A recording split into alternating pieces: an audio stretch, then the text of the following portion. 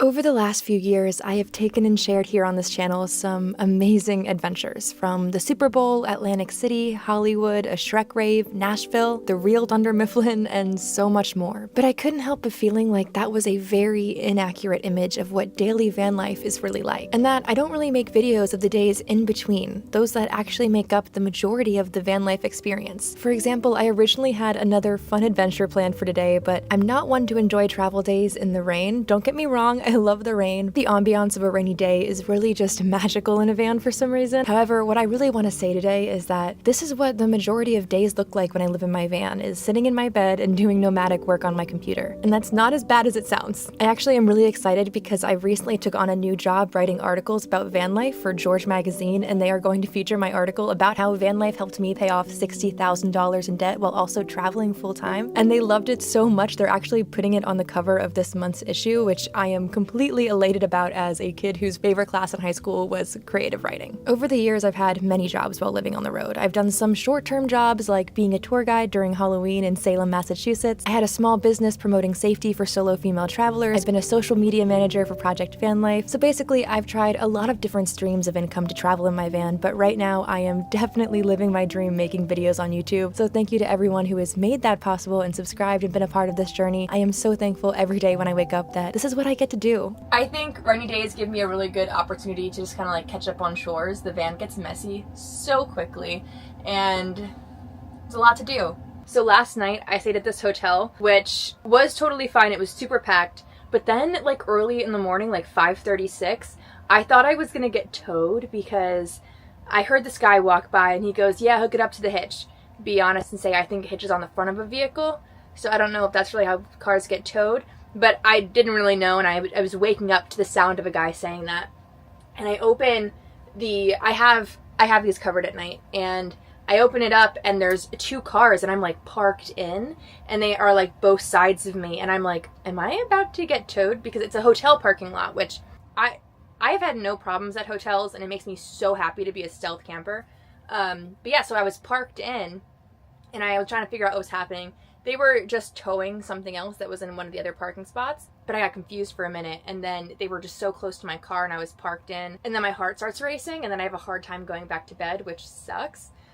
That's just van life. But yeah, overall, pretty good spot, but I don't like to stay where I sleep. Even though I'm like not gonna come back here and sleep again, I just don't want to, put van life on people's radars. I don't want all hotels to start, keeping an eye out or anything. So now comes the typical 5 to 6 minutes where I have to move everything that I moved around last night back into place so that when I drive, things don't fall or move around. Also, I like to try to clean every single day because it is such a small space, so it begins to feel dirty from even just one single thing being out. And I know I've said this before, but I am going to say it again, but I am super serious about it. I love all the new upgrades I made in this setup from my last no-build setup. Having this tapestry over my cat Jesus blanket, as I call it, feels more intentional and feels like I'm not just living in a mess. And I think overall these upgrades have greatly improved my mental health overall. One of the biggest upgrades I love is my new clothing rack over having a suitcase on the floor. This is just so nice, and not only does it make the space feel more homey, but it's so much easier to keep my clothes organized.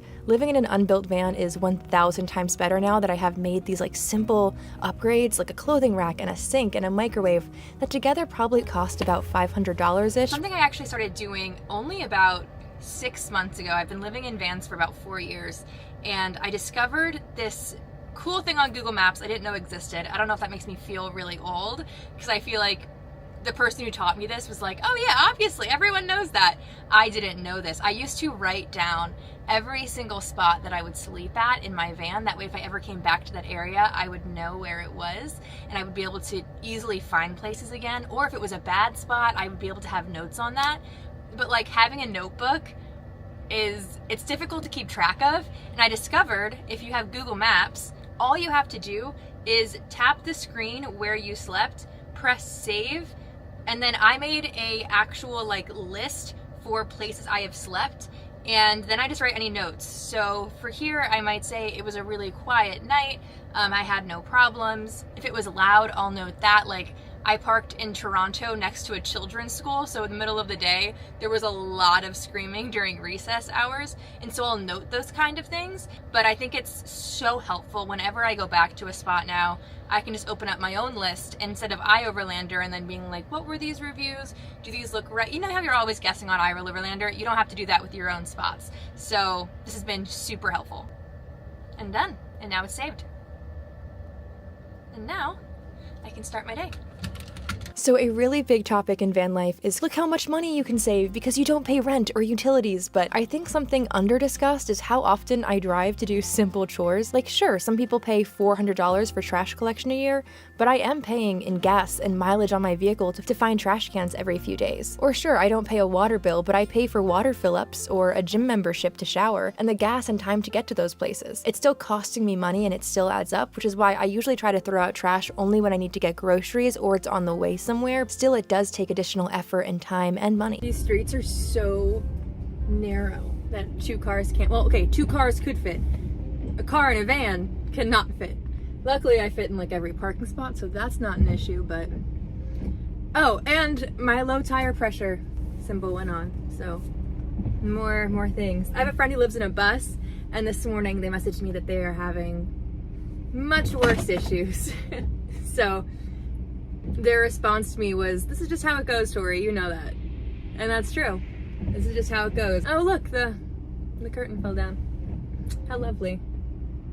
See, always something, always something. So I am actually just here to throw out my trash and get a few things. Big mistake I made in my moving in video is I did not take everything out of the boxes when I bought them and I had them in the van. So I have been having all these big boxes, like the NutriBullet box, my electric pot. Like I didn't take them out of the boxes because they just fit better. And now I've been having to get rid of box after box after box.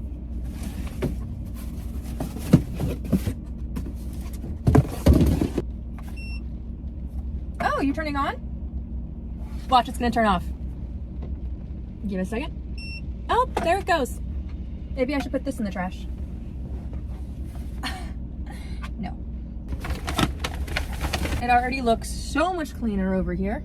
I don't feel claustrophobic in the van per se, but like trash piling up, not a fan of it. I want to feel clean in here. I want everything to feel spacious. And it's literally just two boxes, but it takes up a lot of space. You saw it looked messy. The number of times I try to open this door and forget about the second internal lock is about 9 out of 10 times. It's absolutely ridiculous, so good job from me for remembering this time, and hopefully one day I will learn.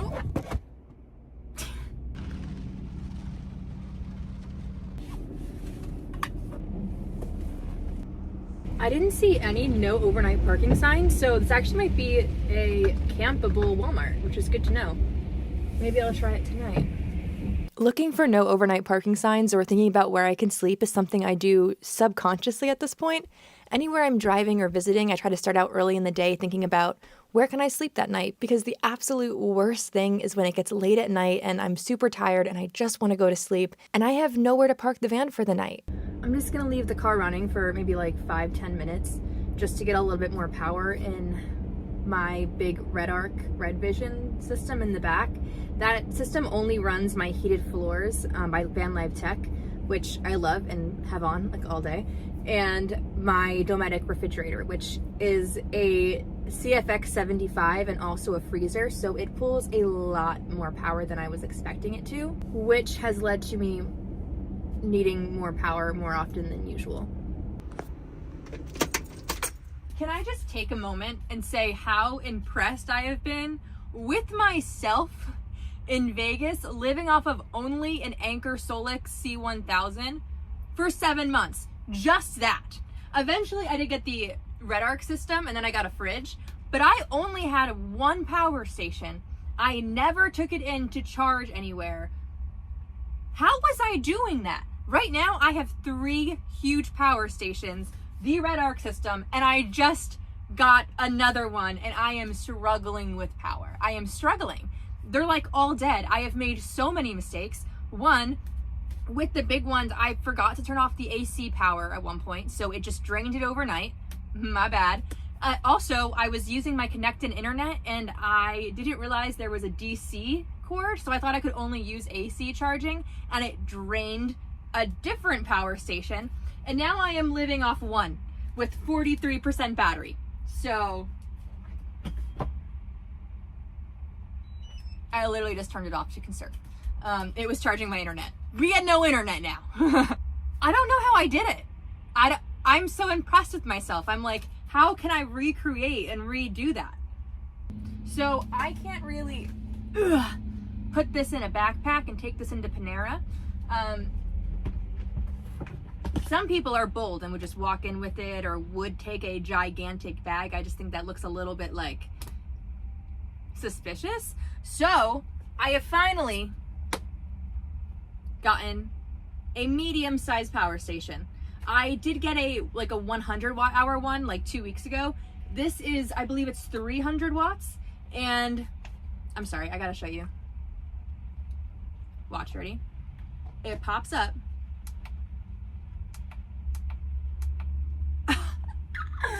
It is the only one I have that will fit in my backpack to go charge. To go charge in the Panera. So something else I commonly do if I'm having a big work day is go to a coffee shop, because usually a work day means using my computer and phone all day, which usually means I'm recharging multiple times, which can take a lot of my van's power. At the moment, I only have 37% on my Red Arc battery system, so I don't want to keep using that too much since it powers my fridge and my heater. Plus, I want to be able to use my microwave for dinner tonight, or my blender, or just have a nice dinner, so I prefer to not use the extra batteries on my computer, plus it's just an extra great excuse to go to Panera. This is another great example of how people like to say van lifers save so much money, and I do save a lot of money. As I was saying in the beginning of this video, I've saved over $60,000 to pay off all of my debt in the last few years.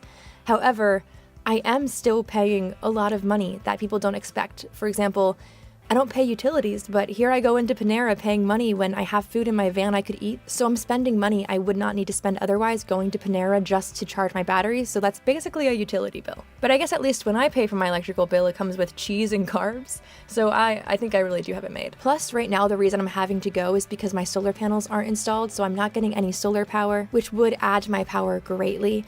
Also, I'm not driving a lot, so the alternator charger isn't doing a lot, and because it's so cold, my heater and fridge are running on high all day, so I shouldn't need to do this as often. Usually, it's just there's a lot of different circumstances that are bringing me to this. Sometimes in the summer, especially when I lived in Vegas though, I would do this almost every day because I didn't have an air conditioner and I needed to escape the heat, and my constant thought was, the adding up of how much Panera bread costs me could equal buying an air conditioner. Also recently, when I realized how bad I had messed up killing my power and making those mistakes on this trip, I thought about getting a campground so that I'd be able to plug in and get shore power, but when I looked at the cost, many required 2 night stay minimum with at least $130 a night, which at that point, I'm like, I'm just gonna get a hotel.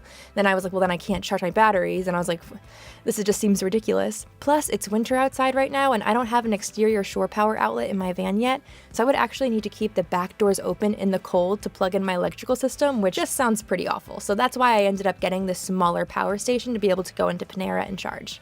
On a completely different note though, this Panera didn't have hot chocolate, which is the worst. I get so excited about hot chocolate, and then when they don't have it, it's just very disappointing. Something I find when traveling a lot that makes me sad on a regular basis is that when you go to different places, they don't always have different things. So for example, I love honey peanut butter, and I discovered it while living in my van in Vermont, and then everywhere I went after I've moved, I've been looking for it, and it's been a hit or miss. Also, I have to order my energy drinks that you probably see me drink in every video at least once. I have to order them from Amazon because they're not sold in strawberry lemonade in most places. And this is such a tiny, small issue that obviously probably is not going to be the reason anyone is going to not choose to get into van life, but I think about it all the time, and it really does bother me because I am a very picky eater and I get hyper fixated on foods, but then I go to a new spot and I can't have it. It really annoys me. You know, this whole purpose of this video is to help prepare you if you want to get into van life to know what it's really like, and just know you may be ordering a lot of foods from Amazon because your favorite foods, you can't find them everywhere you go.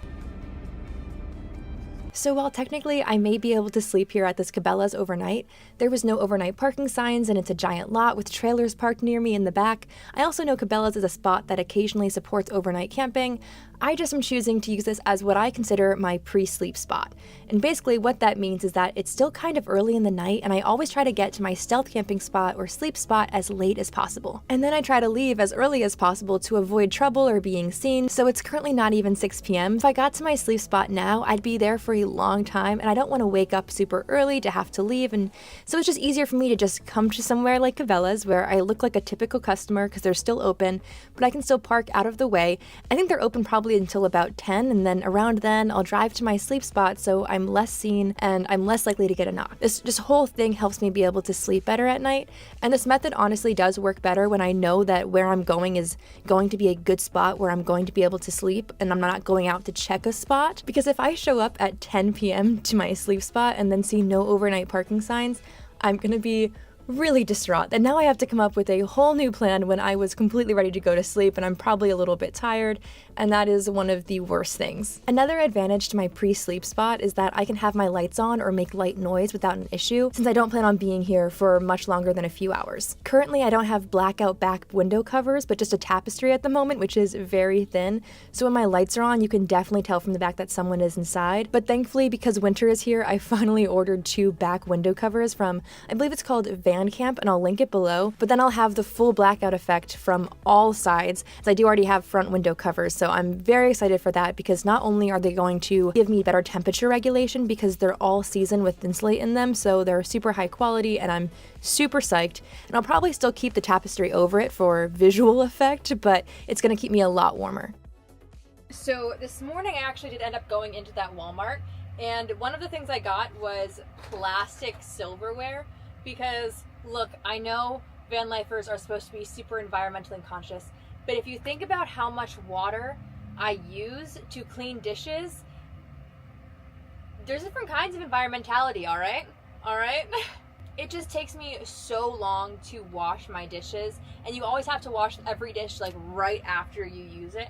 So I just got plastic silverware because I feel like people might be upset about me using plastic silverware. But I think it's different. Like, I'm not in a house with unlimited running water, with hot water, or with always different, or real strong, powerful water that makes easy to wash dishes. So it's just a lot easier. And I actually do wash these. It's just that when it gets to a point where I use one and then it's just like really hard to wash, I don't wash it anymore and I go, all right, next one. So I will reuse them to a point, but it's just a lot easier to have plastic silverware. I also got trash bags, which I have never had to buy before, but I thought I would just go to the grocery store and get groceries when I first moved back into the van, and I would get like bags at the grocery store and would use those. No store up here has had grocery bags, so I caved and finally bought some because I needed trash bags. But yeah, I thought I would just get them automatically, but 2024, people. The last thing that I got that I forgot when I was packing the van was more hangers for my clothing rack. I feel like I didn't really show the clothing rack in the moving in video, but it is honestly one of the biggest and best upgrades I've made from my last setup. Like, living with a suitcase on the floor, the suitcase took up a lot of space. It was constantly a mess. There was just clothing stacking up in it. And now this has like this whole rack up here for clothes. There's also like 2 different bins on the bottom.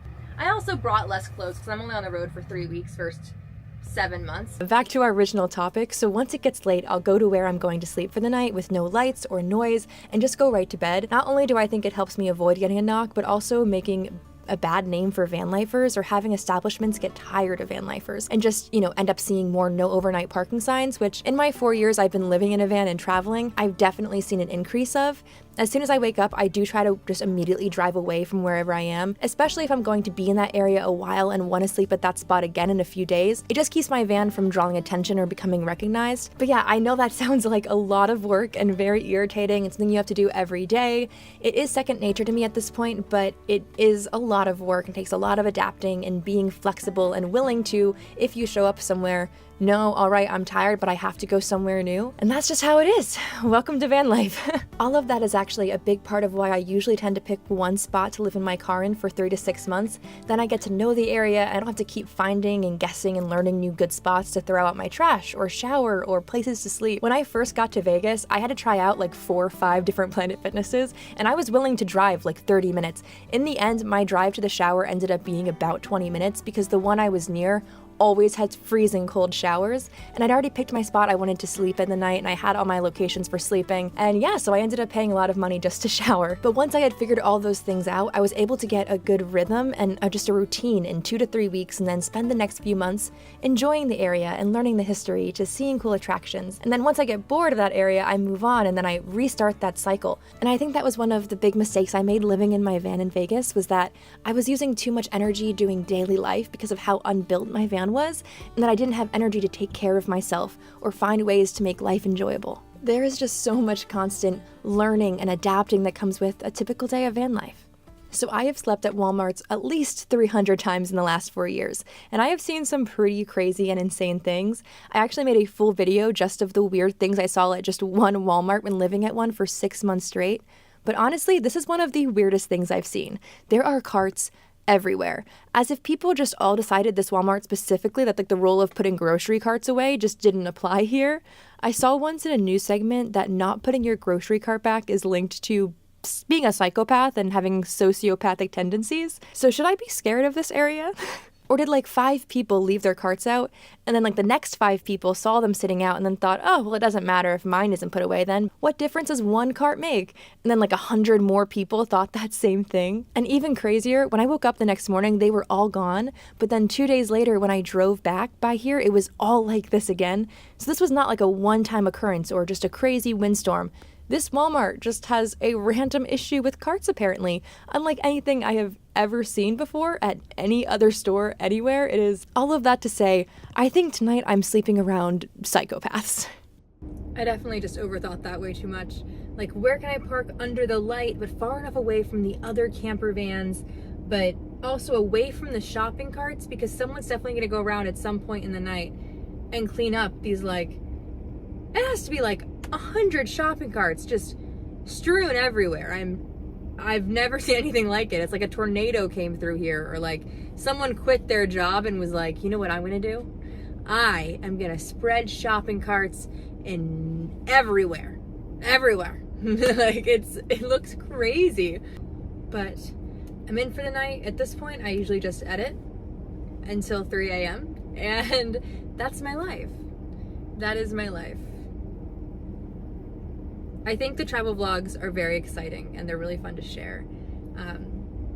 But I'm glad I could make this video and talk about, you know, the days in between, the normal days, the average days, because this is what van life really is. Like, if you get into van life, you gotta know most days are just normal days. And I think sometimes, you know, probably when you haven't lived in a van before, the idea of living in a van can be huge and scary and different. But as someone who's been doing it for 4 years, it's like, you're just living in a house but in a car. Like, I don't know, it just seems so normal. But it's not, right? Like, I had to drive to throw away my trash today. I had to drive and sit in a place to charge my batteries. And I was worried all day if I'd have enough battery to be able to charge things. And the car's running right now so that I can charge my home batteries a little bit extra. And there's just so many things that do go into it. But just know that if it feels scary, there will be a point where it's just second nature and you just do it. But also know, like, it probably seems like when you're first stepping into van life that you're changing everything about your life and every day is going to be this huge thing. But really, just the average day is just this. It's just casual. It's just, I'm working, I'm getting work done, I'm, you know, figuring out basic needs, and that's it. You know, I was worried this vlog was gonna be kind of boring, but I think the whole point is that it's supposed to be boring. Like, it's just life. And I don't know, I like all the different quirks that come with van life, and I think they make my life more meaningful and beautiful and present.